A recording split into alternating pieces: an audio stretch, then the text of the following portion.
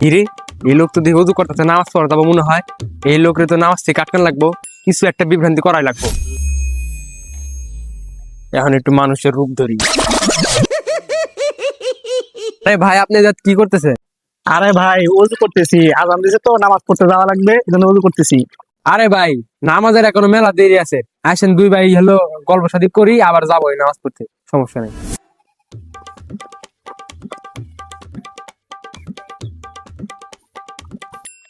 মেলা তো সময় গেল, ঠিক কয়টা বাজে নামাজ যাওয়া লাগবে, সময়টা পার হয়ে গেছে গা।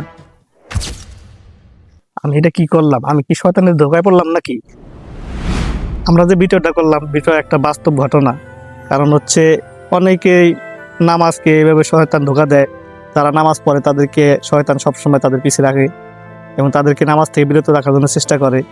তো আমার কথা হচ্ছে যে আপনারা এই সব শয়তানের থেকে দূরে থাকবেন, শয়তানের প্ররোচনায় পড়বেন না এবং সঠিক সময় আজান দেওয়ার সাথে সাথেই নামাজের জন্য মসজিদ দিকে যাবেন।